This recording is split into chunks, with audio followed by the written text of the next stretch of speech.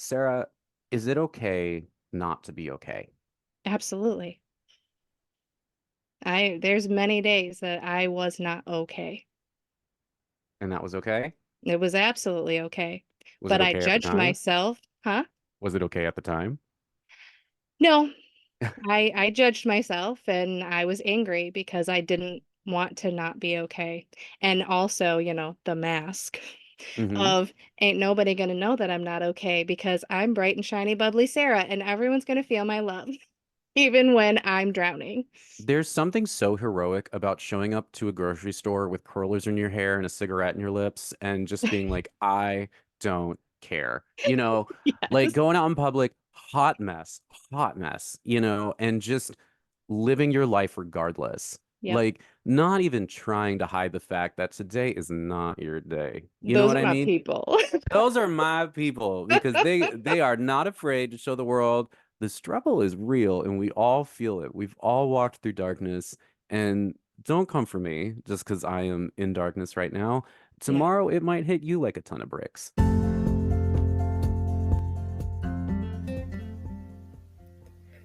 Welcome back to the New Dream Podcast.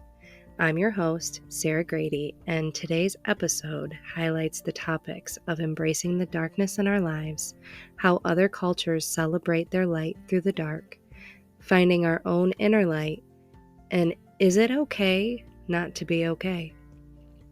This is a conversation with one of my dear friends, Jared Troth, and we never know where our conversations will lead us, but they are always infused with silliness, laughter, intriguing, and thought provoking ideas for us both, and inspiration to keep showing up as our authentic selves. We decided to stop being stingy and share these beautiful moments to also inspire others, but also as a reminder that you are not alone in your mess.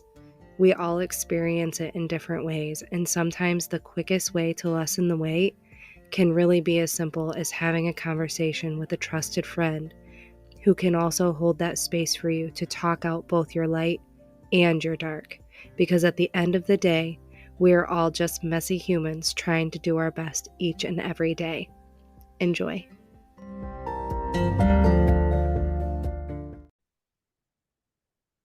And you're always your best. Every day Oh, you're showing up as your best. I would love to believe that. I don't know about that, Sarah. I feel like I am rarely at my best these days. I have been so tired, but that's what caffeine is for. So, yeah. Oh. Well, and recognizing that if you're tired, there could be a lot of attributes to that. You're not using your energy right, you're not feeling enlightened, or I just learned today that your energy, like your creative energy, is in a space of how did I compare it for Andrew? Like these embers of a fire Hmm. that are like smoldering and kind of like doing the warmth work until all of a sudden it like bursts out into this creative genius. And that's what our low moods are if we It, don't judge them. interesting. It's just a latent kind of dormant activity that is going to be followed by some explosion. That's what you're telling me. Yes, and the world looks at it as, well, we're low, so that means there's something wrong with us. How can I fix it? How can I get back to this excited, happy feeling? But you can't live in that excited, happy feeling all the time. You're not supposed to. There's duality. Hmm. So those like low days are is just like that processing time where we're filling it up till, oh my gosh, all of a sudden we're here and we're ready. That sounds like the theme that we were talking about beforehand. That Mhm. whole, there's dark and there's light. There's a day and night Mhm. cycle in life in many ways. And that when we're in the darkness, like how can we celebrate it and how can we rebel against the darkness? Um, and find joy even when things aren't that great. So even when we're dormant, we can be happy, right?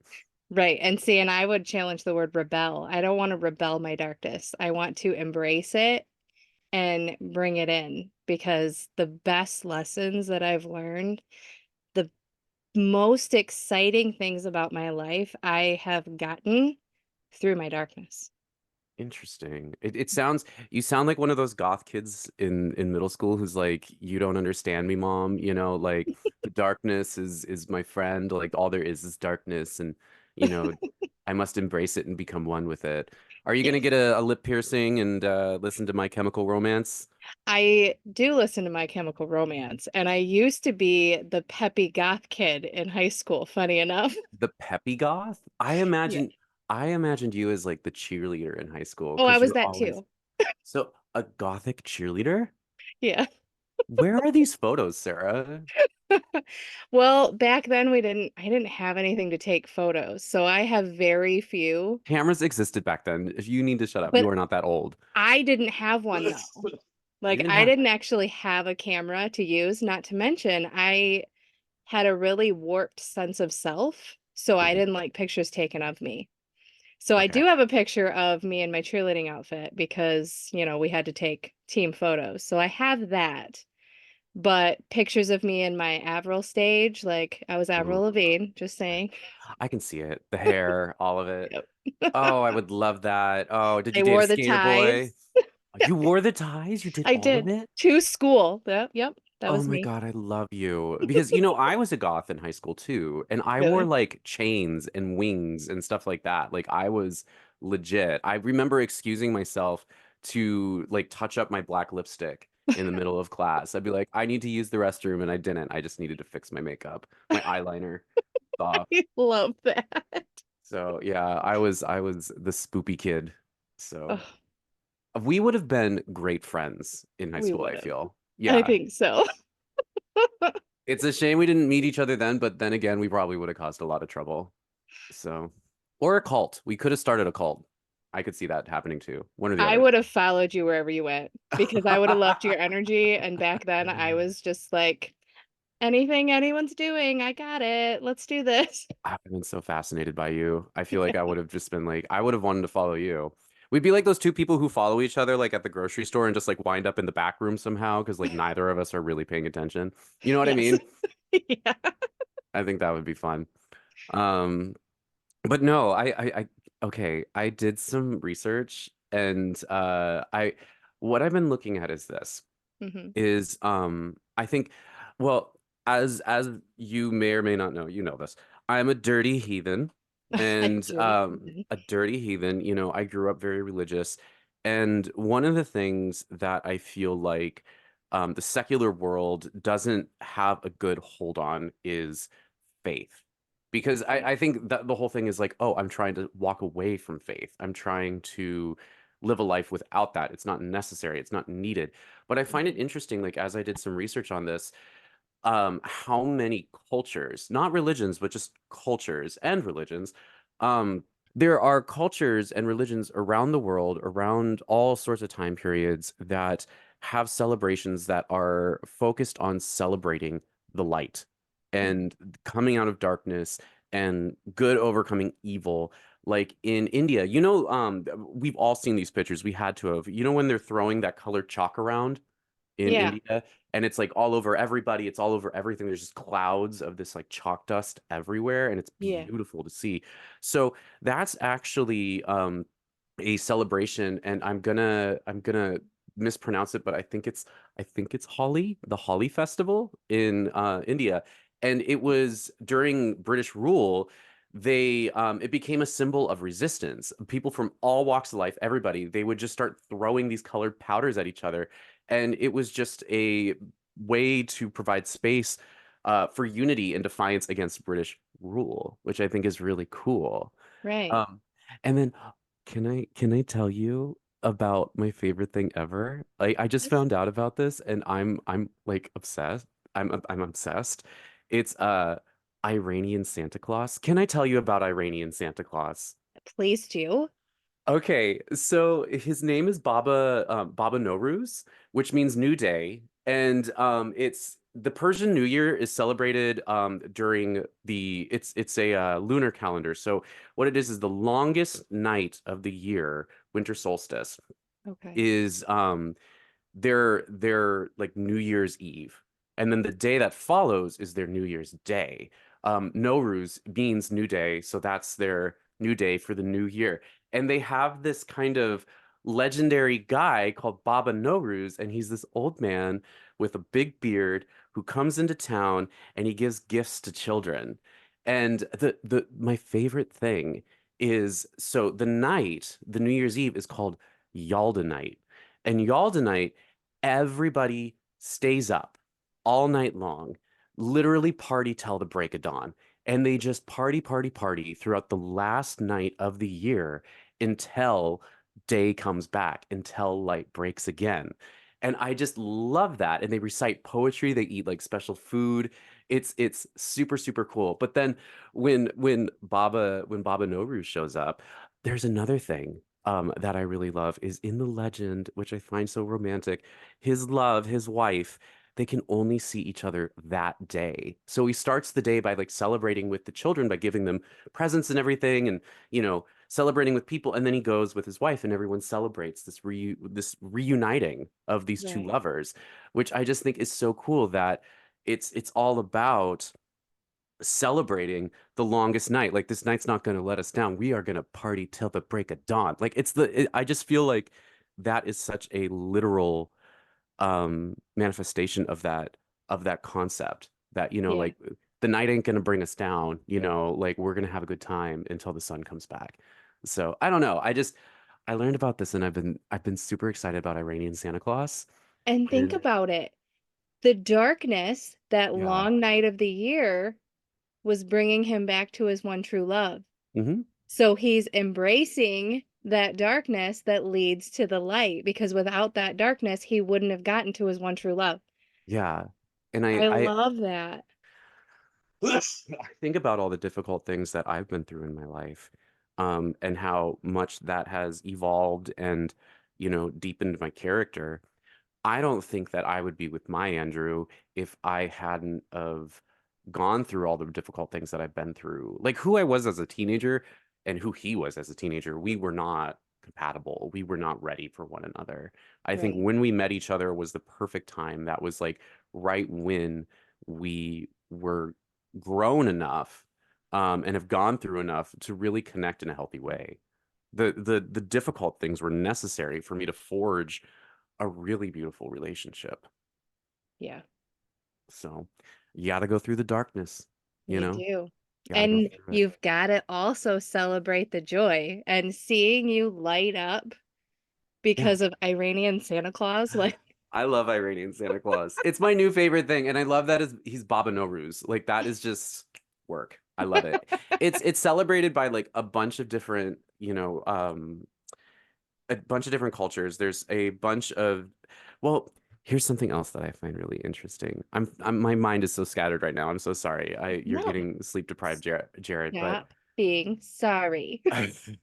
okay, I'm not sorry, blah. No, No. be you. Diwali, do you know what Diwali is? I feel like it sounds familiar. It takes place in India and it's known as the Festival of Light. And it symbolizes this victory of light over darkness, good over evil, knowledge over ignorance. And during it, those like paper lanterns that people launch into the sky? They do Yeah, stuff like that. They light candles, like they just burn up the night. Like they just everything is glowing. And right. it's just so beautiful. And it's like Christmas in India. People exchange gifts, they make food. There is this lady, she was talking about it and she was like, um, it's about celebrating the good things in life. So you have to wear good clothes and make good food. And I'm like, oh my God, those are like the two things I want in my life. I just want to look good and I want to eat good. Right. But and Hanukkah is known as the Festival of Lights. And that, is Okay. about the Greek army was they had taken over the Jewish temple in Jerusalem, and this kind of prominent Jewish political group, I think they were called the Hasmoneans, I think. I don't know, I don't remember. But they were able to, the small group was able to fight back the Greeks, regain the temple, and they had these little wooden boxes. They were called curses because like these little wooden boxes, they called them curses because they were like Pandora's box. They would hold in like either like holy or cursed objects and make sure that like its energy didn't emanate out from the box. But these priests would bless this olive oil in the boxes. And Mhm. the Greeks had like ransacked the temple, and there was only one little box left. And that little box only had enough oil to keep a lamp, which was like that's what they did. Like that was their religious ceremony was they would light these lamps in the temple. It only had enough oil for one night, but miraculously, it lasted 8 nights, which was the amount of time that they needed to make more oil. So they call it the Festival of Lights, and they celebrate that miracle. And it's all a symbol of, you know, finding that light through darkness. It exists in so many cultures. Our world, in all Mhm. these little pockets, independent of one another, have found ways to celebrate struggling, which I think is wild because it's like Yeah. this concept of there is going to be good ahead of us. It's optimism, Yeah. it's perspective. And I think being a dirty heathen, going back to that, we forget sometimes we feel foolish because if everything is just some cosmic whoopsie created by nothing but the forces of all sorts of sciences we don't understand, what's the point of believing that good is coming? You know what I mean? Because it's like, well, that's not imperial. There's no way to prove that the best is yet to come. Why should I believe that? But I think there's importance in that, don't you? I do, 100%. And I feel like when we've lost touch with that, like, well, why should I believe? Well, why Hmm. shouldn't you? Why shouldn't you believe in something that you can't necessarily prove? But I don't know, it brings you back to your heart because, like we talked before, you can't prove love. Like, Hmm. it's not something that is scientific that we can just put into a box, one size fits all. Like, the act of loving comes in so many different forms. Hmm. And some are healthy, some are not so healthy, but they all usually come from this underlying emotion of love in some sort of way. Hmm. And that feeling propels us moving forward in most things in life unless we disattach ourselves from that emotion, from that feeling. But the human existence, everyone's looking for somebody. Like, Yeah. that's like the ultimate, like, I want to find that person I'm going to spend the rest of my life with. I want to find this partner. I'm going to build this family. Like, these are the core things that a majority of humans want. Now, I'm not saying all children, but like having somebody to spend your life with. Most people want that, unless they've been burned Hmm. and they've now taken the scientific facts that have presented themselves that all relationships lead to turmoil. And every relationship I get in is going to cause me pain. So instead of jumping into it, I'm going to close my heart off to it and just sign off of relationships. I don't need it. Yeah. Instead of embracing those hardships and realizing that you are the common denominator in each of those relationships. Now, I'm not saying like because they were a jerk that you deserved it, Yeah. but at some scientific level, you've attracted that into your life. You allowed it into your life for a reason. So that mess, that struggle, that crap relationship brought you some sort of lesson, some sort of something that you can take further that you can use in your next relationship. Like I've done this work on my own relationships. Each one elevated to a certain degree. Hmm. And it was always because like, well, this one taught me that I don't tolerate that in this relationship. This one taught me that I have healthy boundaries around this. I'm not going to be talked to in this manner. And then by the time I ended up with Andrew, I almost ran again Yeah. because I was like, no, that's not what I want in a relationship. So my cycle, my pattern was I have to run and start again. But Hmm. really, like, you don't have to. You can actually develop and grow within the mess, within a relationship, if the other person is open to growing with you. And that's where we learn the most about ourselves, the most about our love, and tap into that humanness, that humanity of, yeah, we're both imperfect and we both have brought crap to the table, but let's use those things, learn the lesson, and transform that into something truly beautiful. You know, you're so good, Sarah, at saying things that make me think. And I'm thinking while you're speaking, like, wow, this is such a universal thing. You know, I was talking about how all cultures and all religions around the world and around all different times have something to celebrate this survival of the light dark cycle. But beyond that, even this darkness that we face, everyone has felt, especially when it comes to looking for love. I Yep. think uh, I can't imagine that there's somebody out there who hasn't wanted love in their Yep. life. And it doesn't matter your race, your religion, your gender, your sexuality, your Yep. social class. It doesn't matter. Everybody has struggled for finding that love. And it's a hard, hard struggle, like you shared. Hmm. It was for me too. There was a lot of duds, you know. But Yep. I think something that you pointed out that I think is really interesting is once you make it out of the darkness, that doesn't mean that darkness will never be seen again. It's a No. cycle, day, Hmm. night, day. It comes back. It's clockwork. Yep. So when you find that light, you have to find a way to now survive with it and carry that with you, even in moments of darkness. Because I think a lot of people, when they meet someone and they have the feels, they catch the feels and they feel like cream and coffee and just swirly, you know, like that they get swept away. And then all of a sudden they hit some sort of bump. They're just like, oh, it's over. Like this wasn't what I thought it was. And it's like, no, like you can survive anything that you determine yourself to survive with somebody if you believe that you can. You know, there has to be some sort of faith that darkness is temporary, just as this light that you were inside of was temporary. It's Hmm. all temporary. But light is something that can exist, you can carry with you inside yourself. It's Hmm. that vision in your mind, it's that vision in your heart of I know there's brightness in front of me. And Yep. that's what keeps the light through the dark. I feel like that's kind of what you're aiming It towards. is because I think the biggest realization that I had through all of those experiences and like what Andrew and I have gone through is that the other side of it, I really, from my perspective, for him, like I really had to embrace both sides of him. Yeah. I can't just because I was one that I see the gifts in everybody.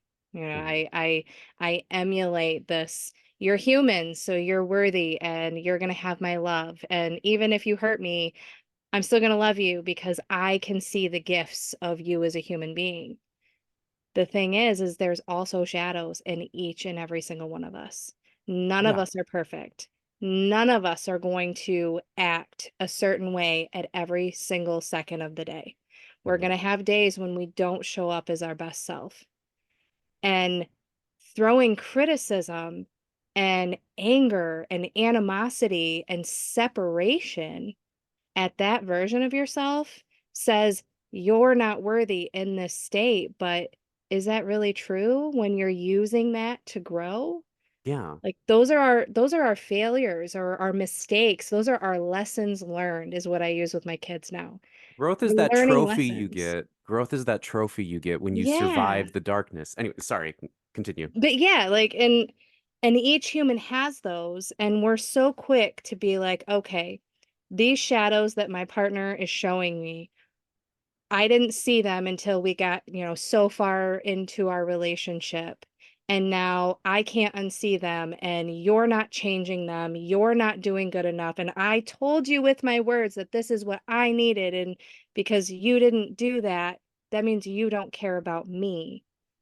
Yeah. But really, it's none of us grow overnight. And No. expecting somebody to grow like that because we spoke is impossible. That's that underlying shadow darkness side of the world of you must be perfect in order to be loved.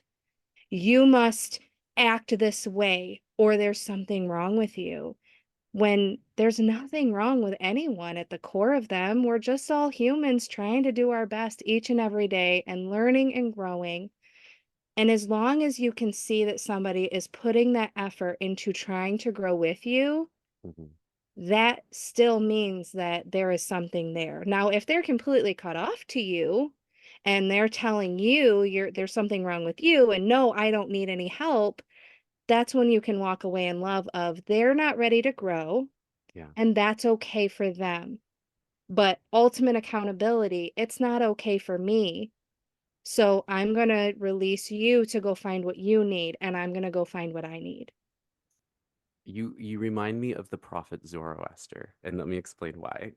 So Zoroastrianism uh, is a very ancient religion. Christianity and Judaism is kind of based off of it. They swiped a few ideas from that religion, but what they believe is that there is God, and the devil is God's own shadow.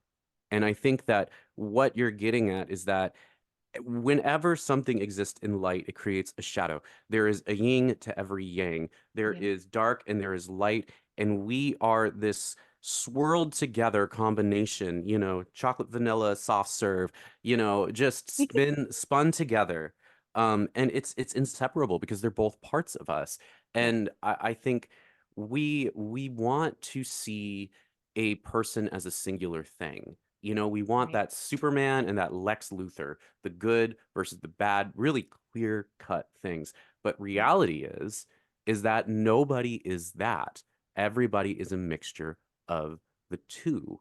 Yeah. And I think, you were talking about how if you can love somebody for their light and their dark, you can Mhm. survive with them. You can commune with them. You can create deeper relationships because they're truer. You're loving the totality of somebody. You Yes. find ways to love faults, you know? And Mhm. I mean, I have a friend who every time he brushes his teeth, he gags on his toothbrush and like almost throws up. And I love it. I think it's so like I hear him gag and I think it's like the cutest thing. And I was always like, blah. Um, but there's all these things that society tells us we can't be. Yep. And I want to segue into another question for you.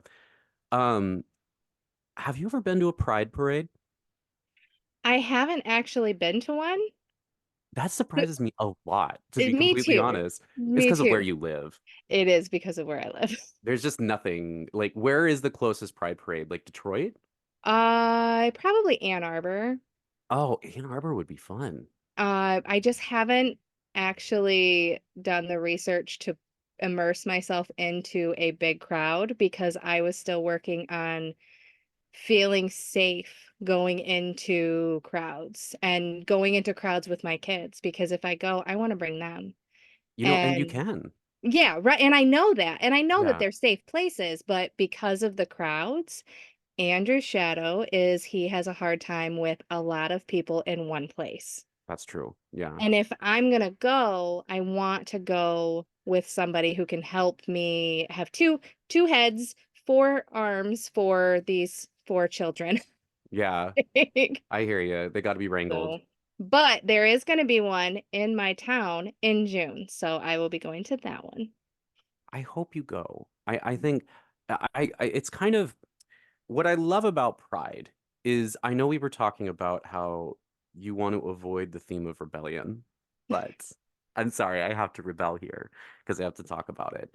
Pride started as an act of rebellion. It was a Right. riot at the Stonewall Inn, which is not an inn, it's a bar. It still is a bar, by the way. You can go to Stonewall in New York. But Right. 1969, there was this riot that broke out, and it was so. Did you know that the rioters were doing the can? Da da da da da da da da da da, Right. kicking their, and I mean, I just think that's wild. And they were throwing bricks, and that is what won the like all of the gay rights kind of originate from that riot in America. Right. And it's so funny to me because there are so many people protesting Pride right now, saying Yeah. it should be, regulated or just outright banned, you know, and they're not realizing that their antagonizing of the queer community is what brought about this very parade in the first place. It's the Yep. very reason we have them today. You know, it's so that we don't need to riot again. We can just walk down the street all together, you know. We Right. can be a little bit more dignified about it and show the world who we are, the good, the bad, and the ugly. And show that it's something to be celebrated and something worth fighting for. I love it. Um, that's celebration in a time of darkness. And that's Right. a rebellious form of celebration because there are people, going back to what you said, who are telling us you can't be these things. You can't do those things. Ballroom culture, voguing, you know, is a bunch of queer people dressing up as senators and businessmen and mermaids and Pokemon, you know, all these things that people are telling us we can't be. We dressed up as them, and then we would, you know, prance and pose like a drama queen. And show the world in a rebellious way, we can be Right. these things. We can be the things that you won't allow us to be because we're queer, and we can be gay while doing it. Like, Right. that is such a fun celebration. I would love to take you to some sort of like ballroom event because you would lose your mind. It is so theatrical, it is so beautiful, it is so Oh, I love it. fun. Yeah, I would love it. And I think that there's so many things about queer culture that is a celebration in rebellion, you Right. know? Drag is rebellion. It's saying, why can't I be feminine? Why can't women be masculine? What's wrong with being macho or girly or anything in between? Why can't I wear a blouse? Why can't you swing a hammer? I was looking up because you kept talking about rebellion. Yeah. And for some reason, that word always struck me. Like it was a word that kind of threw me off because I Yeah. don't want to fight anybody. I've I never know. wanted to fight anybody. So I was reading up on it in my book that I've got here, and there's a reason because of that shadow side of revolution, your rebellion is reaction. Yeah. And I spent most of my life in this reaction state, and reactions were what made me start playing small. I didn't go Mm, into big crowds. I didn't go out into the world. I didn't show the world who I was because the reaction was intense enough for me to say, no, I don't want that because all I want to feel is love. So I went the other side of the spectrum of I only want light. I don't mm. want dark. So embracing that shadow of we're gonna have reaction, which the gift then comes revolution. But I was researching it from that, and it led me to this like definition. And they say that rebellion is one of the things that is it's a beautiful thing, obviously. It's the shadow side of the culture of we have to stand up because we deserve to do these things for ourselves. It's absolutely necessary. But with a rebellion always comes that other side of creating division. Yeah. And so it's that idea of war. We have to be at war with one another. We have to be rebellious in order to make ourselves heard. And it's very easy for us to then go to that other side of because I'm being in this rebellious state, then I'm going to use the same tools that the other side used against me in order to be heard.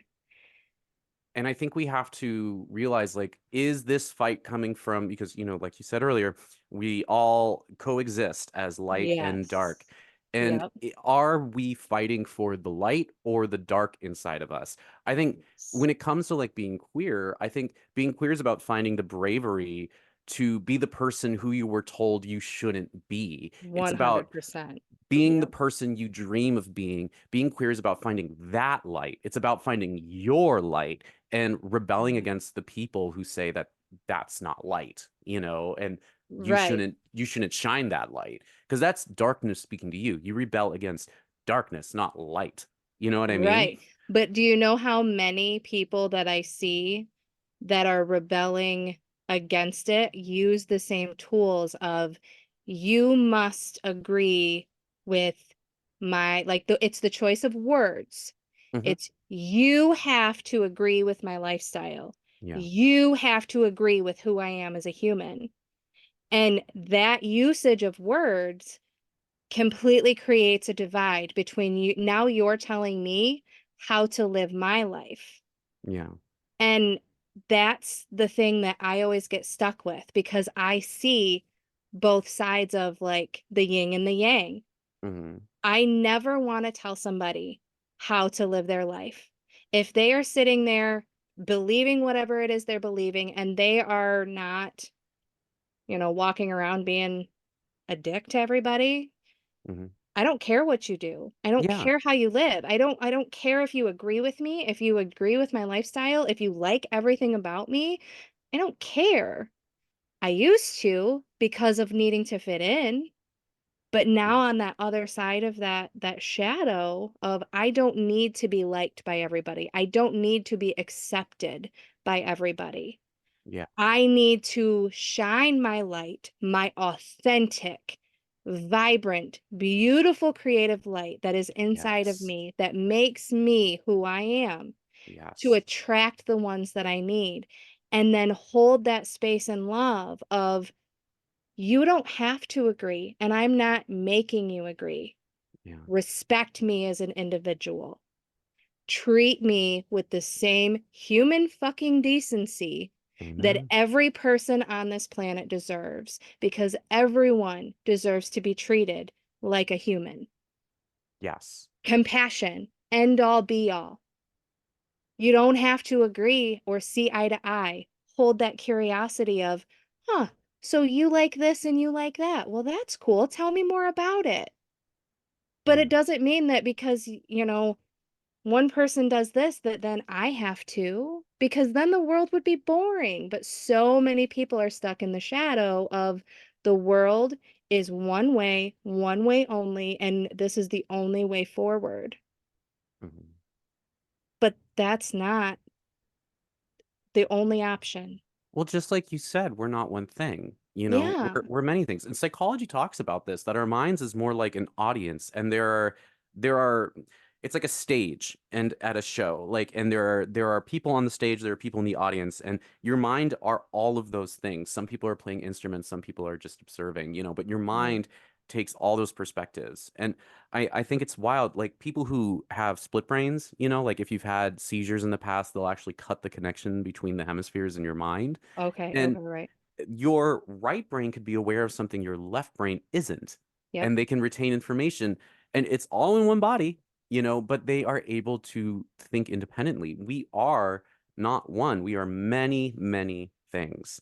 And I Yes. think that's something that people need to understand, is that just as in there is many in us, there are many around us. There's a variety and a Mhm. mix of humanity and expression in our world, and we need to embrace that. That is light, that Yeah. diversity is light.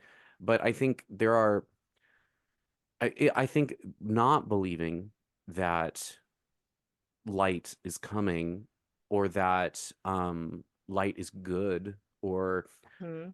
I I think that there's this, when we lose faith, I think that we start to really we close our hearts, and we don't want to see expression. We don't want to Yeah. see celebration. We don't want to see positive anything. We just want to soak in it. And when I see people in those situations, I honestly, like, it's hard for me to rebel against that, Right. because I there's a lot of reasons why someone might not want to rebel against darkness. Yep. There's retaliation, the institution might not support us in this. This might risk everything. There's Right. cultural norms and society pressures, and it's futile anyways, and no one's going to support me. There's all these things Mhm. that I think make us afraid to defend light in our lives. But you are such a testament to what happens when you do defend light in life. Mhm. I guess my question to you is, what is something in your life that you're doing right now that you feel like you are fighting for the light? I'm You are. honestly, You are I actively doing it am. right now. I am. I that's the realization I came to this morning. Like in this journey, I've had so many different titles and so many different, like, what am I identifying as? You know, am I a coach? Am I this? Am I that? And I came to the realization this morning, like, I don't really have anything to teach other people. Not really. I'm not a teacher. I'm not a coach. I am really just a human fucking being who is living my life, finding the joy, finding the healthy version of love. I'm overcoming and integrating and embracing my shadows. I'm using them to evolve the very being that I am, to unlearn the things that were keeping me held back, that were keeping me in this nasty, twisted state of overwhelm and angriness at the world around me. And seeing all this anger and hate and division in the world didn't help me. But now I can look around and I can see, like, it really is just people living their life, doing the best that they can each and every day. People don't step out the door deciding to be a dick today. Yeah.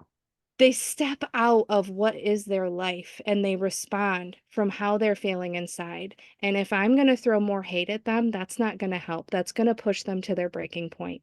Yeah. And I never want to be that person. So I have decided this morning, like, that's what I meant to do. I meant to have these conversations with you, with everyone that wants to step into my container, into my environment, hold space for the hard and sometimes dark and sometimes light and enlightening conversations so we can find deeper meaning, deeper answers, and ultimately let people guide themselves back to their oneness, Mhm. back to their heart, back to it doesn't matter what anyone else in the world is doing, you're good.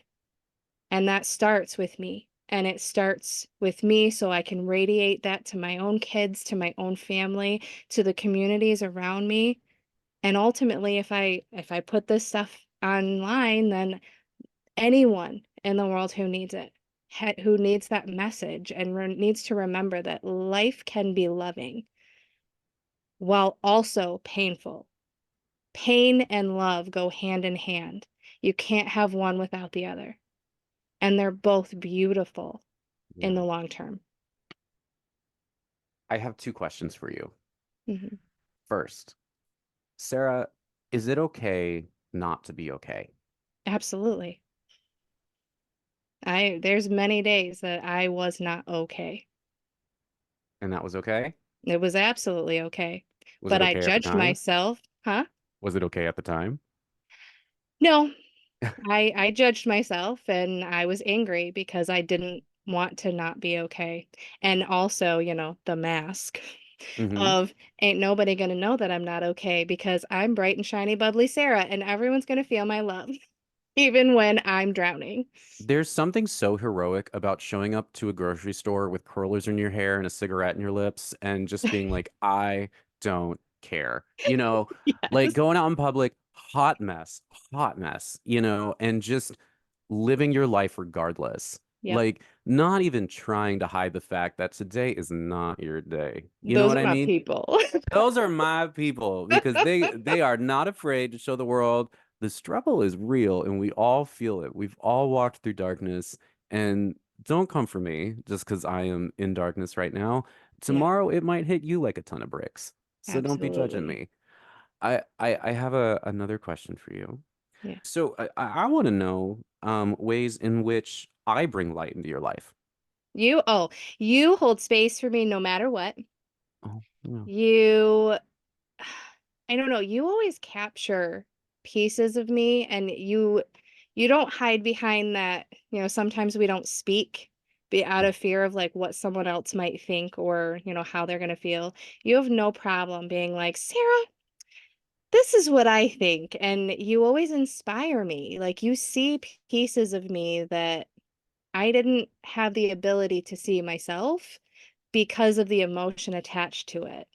And when we listen to the people around us, we can see into like how I'm showing up. And you remind me of the beauty that I spread into the world, because sometimes it's hard to see that and remember, because all we're doing is just walking around being ourselves, right? We Yeah. are just really ordinary beings, but sometimes our ordinariness has a beauty attached to it that can truly light up someone else.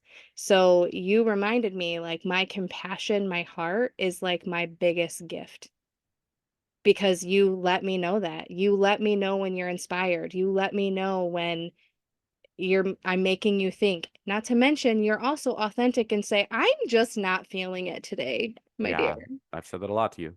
That's for sure. I said that at the beginning of this. You did. I am not feeling it today. I am not caffeinated enough to have conversations at 1 p.m.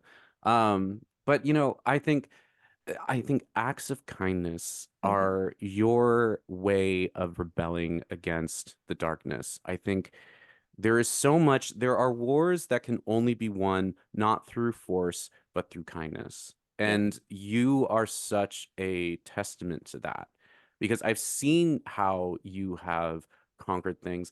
I think your life with your family, your kids and your husband, you have had to fight so many battles, but you do it with a kindness that is so pervasive. It really overtakes the situation because it's like Yeah. how can you fight someone who is caring for you? You know what I mean? Like Yeah. that's a real dick move. Like someone's coming in for a hug and you punch him in the face. Like that's dirty. That's below the belt. And I just feel Yeah. like you are able to disarm so many people through your kindness. And then they melt down and they go, "Oh, this is actually really nice. You know what? Yeah, I let's do do that. this." You I do do. do that. And I mean, like, you are so good at getting people to drop their weapons, and you Yeah. do it through compassion. And I think that is your superpower. It very much is. And it's a big part of, I think I stopped sharing my voice there for a while, because in the world you hear a lot of things about, toxic positivity. And I attach to that statement because I'm Hmm. like, I don't want to hurt somebody unintentionally by being who I am. And that's really the true power of our words. The choice Yeah, of words we use is important, because when we tell somebody that they're too positive or they're too light, the people that really are a part of that, they embody that, they then take that onto themselves of, there's something inherently wrong with how yeah. I show up for the world. But that's where my greatest lesson came from, to have the strength to persevere through that and to remind myself that I am worthy of being 100% who I am. I'm going to screw up along the way. And me loving and being kind to somebody else isn't being toxic. That is me seeing the human in somebody else and not letting their pain bring me down further to then attack them, because that helps nobody. You know what? What I'm gonna say is, I think that we're all you and I. We are the kinds of people we are told we are too much, quite a lot, to be Yes, completely fair. And absolutely. when people say you're too bubbly, I think maybe it's true that we're too much for, say, one person. You know, Exactly. I think your issue is that you have this conveyor belt and you manufacture all sorts of love and kindness and compassion, and one person cannot consume it all. No. It is too much for just, say, Andrew. If he's the only person that you're showering with affection, he's going to drown in it Yes. 100%. That poor But man. you are somebody who is learning now. I really need to reach out. I really Mhm. need to find people who are who need compassion Yeah. because I have an abundance of it. Well, and here's the thing. S- here's the shadow and the light, right? Hmm. My light has the ability to affect a lot of people and help them rise to their own self, right? Like Hmm. it will help fill their cup. My light also can be the wrong thing at the wrong or at the right time. So Mhm. when I unintentionally trigger somebody else in those moments, that's when they're also gaining a lesson, Yeah. that duality. Because, like you said, if you are a person that is hurting another person because they're throwing love and kindness at you, eventually you're going to realize that there's something disconnected inside Yeah. of me. Yeah. And that is a beautiful lesson. It And is. I don't want to take those lessons from other people, but I used to.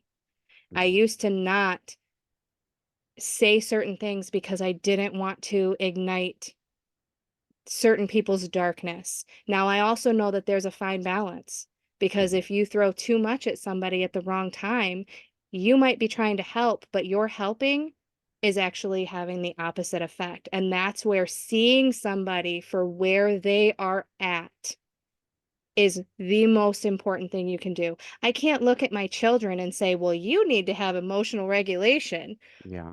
They don't understand that. You know That's what my they job to show them. And you say that, and I think people who are compassionate, they oftentimes lack compassion towards themselves. And Oh, yeah. something that you have been using as a method of teaching your children, and you said this pretty much, I'm just going to reframe it a little bit. Self-care. Mhm. Self-care is a way to bring light into another person's life. And I know that sounds crazy, but when Yeah. you care for yourself, it teaches the people around you something, doesn't it? And it Oh, taught yeah. your kids something, didn't it? It did. They're still not happy with it. Well, of course not.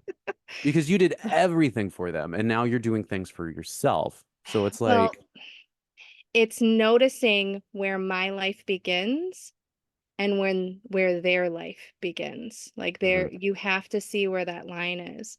And boundaries. Yeah. sometimes being compassionate means we want to jump in and save the people that we love the most. Hmm. But when we're jumping in and saving and doing it all for them, that's not, or when we're pushing them when they're at their darkest, none of those things are going to be helpful. It's not helping them learn the lessons. And I think that's why I can hold even more compassion for each and every person that I come across now, because I see all the different sides of where I showed up. I went through a deep ass darkness, and you wouldn't have known it seeing who I was on the outside Yeah. because I always shined my light. My darkness I dealt with on my own, which was the self care, the self accountability. I jumped into my fears, jumped into how am I affecting my children? And they were the reasons why I did the work because I wasn't going to do that for me because I was compassionate. I Yeah. wanted to do this for the people I loved until I realized the deepest lesson is in order to love another person, I needed to be able to 100% wholly love and accept myself, all sides, my light Yeah. and my dark. Because for my kids, there were times that I was a part of their darkness. I unintentionally brought pain to their lives, Yeah. even through my love giving. Yeah. And that sucks, but it's a part of life and it's a part of their strength because those things I now used as my lesson to grow. And then they're going to use those as things that they get to grow through. And that strength is going to help push them to be the best version of themselves that they can be. Yeah. And that's an honor for all of us. But so many of us get stuck in this concept of we must compromise and we must do everything for the people we love. And it's just so not the truth. We I think, have to take care of us. yes. I think something that and I have to kind of wrap this up, Right. um, something that we kind of lack in our world today is a communal and a shared experience, a shared celebration of this light conquering darkness, of this carrying light through darkness, and having that. I I know you hate the word, but this rebellion, having this rebellious Hate it. spirit, I think that there's something so beautiful about making it a cultural practice. Pride Right. parades are that. And I can't really think of many other things because it's kind of a shame that pride is the only thing that's like, I'm celebrating the good, the bad, the ugly. I'm showing the world who I am, and I'm doing it despite the people who are telling me I shouldn't, Right. And I think how great would it be if we all together were able to celebrate something the way that they do in India or Iran or other parts of the world, where it's like we're coming together to celebrate the resurgence of light, the survival of dark, Right. this growth that we have accomplished by carrying our light through the darkness and making it back into the light. Um, I wish that there was something that was kind of universal because it can be so many things. Like you talked about people struggling to find love in their life, but there's a lot of things. I mean, climate change and uh there's the housing affordability crisis, unemployment, like there's all sorts of crazy things that we are struggling with in America right now. There's so many things that people are nervous about, income Mhm. inequality and racial inequality, and I wish that we could all come together, all of us, Right. and celebrate this faith that we will overcome it, and we don't Right. have that, and that makes me very, very sad. You know, I think it's coming. I hope so. I think I want so. to officiate that in some way. Yeah. I want to make another fucking parade. I love parades, The you thing know? is I think if you look at the world today, like you can't just instantly transform all of the shadow sides of life, especially when it's in society itself overnight. It's a timely change, and we're seeing in everything that we have accomplished thus far how we are evolving as a society. Mhm. Eh, we women's rights and now the LGBTQIA plus. I want to make sure I do it all right. Is there two pluses now? We the alphabet mafia. That's all you need to Yes. know. I love that. Yeah. Um, all of these different collectives are standing up and saying, we deserve to be seen, Hmm. which is 100% true.